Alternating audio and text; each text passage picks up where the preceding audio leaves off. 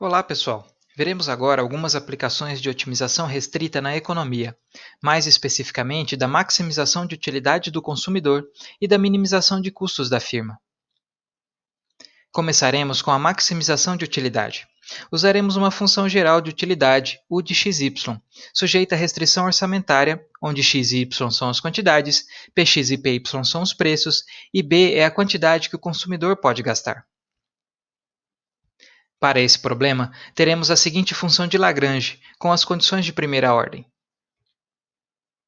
A solução das condições de primeira ordem resulta na conhecida proposição da teoria do consumidor de que a utilidade marginal por unidade de produto deve ser igual para os dois produtos, ou seja, de que a taxa marginal de substituição entre os produtos deve ser igual à razão de preços, ou geometricamente, de que a inclinação da função de utilidade deve ser igual à inclinação da reta orçamentária no ponto ótimo.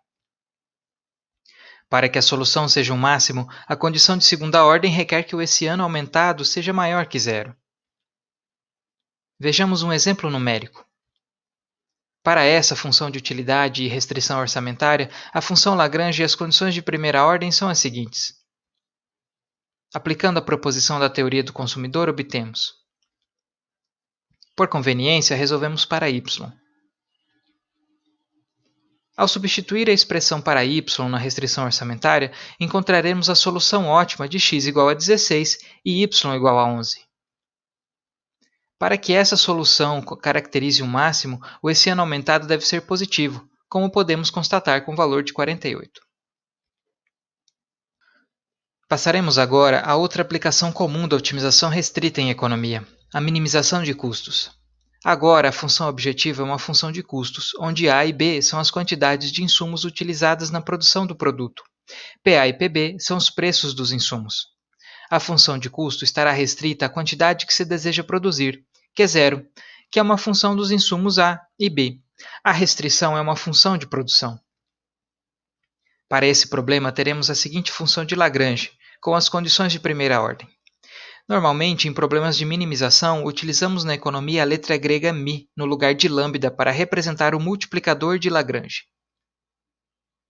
A solução das condições de primeira ordem resulta na conhecida proposição da teoria da produção, de que o valor gasto por unidade adicional de produto deve ser igual para ambos os insumos, ou seja, de que a taxa marginal de substituição técnica entre os insumos deve ser igual à razão de preços, ou, geometricamente, de que a inclinação da isoquanta deve ser igual à inclinação da reta de isocusto no ponto ótimo. Para que a solução seja um mínimo, a condição de segunda ordem requer que o hessiano aumentado seja menor que zero. Vejamos um exemplo numérico. A função de produção de um determinado produto é dada por Q igual a 100 kL, onde K e L são os insumos capital e trabalho, respectivamente. Sendo o custo do capital de 120 e do trabalho de 30, qual será o custo mínimo de produção para 1000 unidades de produto?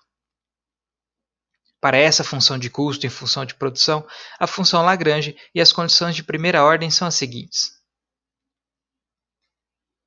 Aplicando a proposição da teoria da produção, obtemos. Por conveniência, resolvemos para L. Ao substituir a expressão para L na função de produção, encontraremos a solução ótima de K igual a 1,58 e L igual a 6,32. Para que a solução caracterize o mínimo, o hessiano aumentado deve ser negativo, como podemos constatar. Essas, portanto, são algumas aplicações em economia de otimização com restrições de igualdade.